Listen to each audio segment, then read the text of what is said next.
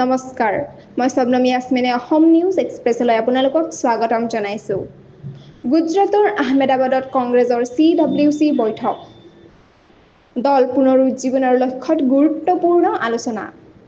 দিল্লীত দেশৰ প্ৰতিখন জিলাৰ সভাপতিৰ সৈতে বৈঠকৰ পাছত কংগ্ৰেছৰ আটাইতকৈ শক্তিশালী কমিটি CWCৰ বৈঠক গুজৰাটৰ আহমেদাবাদত অনুষ্ঠিত হৈছে। গুজৰাট এখন এনে ৰাজ্য য'ত কংগ্ৰেছে বিগত 30 বছৰৰ পৰা জয় অৰ্জন কৰিবলৈ সক্ষম হোৱা নাই। এই দুদিনীয়া বৈঠক 8 আৰু 9 এপ্ৰিল তাৰিখে অনুষ্ঠিত হৈছে, য'ত উপস্থিত আছে ছোনিয়া গান্ধী, ৰাহুল গান্ধী, মল্লিকাৰ্জুন খাৰ্গে আৰু শীৰ্ষ নেতাসকল। এই বৈঠকৰ মূল উদ্দেশ্য হৈছে সাম্প্ৰতিক ৰাজ্যিক নিৰ্বাচনত হোৱা পৰাজয়ৰ পৰা দলটোক কেনেদৰে পুনৰুজ্জীৱিত কৰিব পাৰি, সেই সন্দৰ্ভত গভীৰ আলোচনা।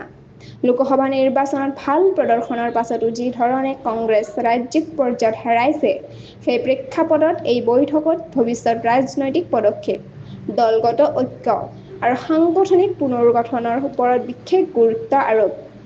বৈঠকৰ অন্তত কংগ্ৰেছ দলটোৱে একমুঠি হোৱাৰ সংকল্প প্ৰকাশ কৰি কয়, সকলো হেঙাৰ আঁতৰাই আকৌ মূৰ দাঙি থিয় হম। এনেধৰণৰ খবৰ পাবলৈ অসম নিউজ এক্সপ্ৰেছ চেনেলটো ছাবস্ক্ৰাইব, লাইক, কমেণ্ট, শ্বেয়াৰ কৰিবলৈ নাপাহৰিব। লগতে কাষতে থকা বেল আইকনটো দবাবলৈ নাপাহৰিব। ধন্যবাদ।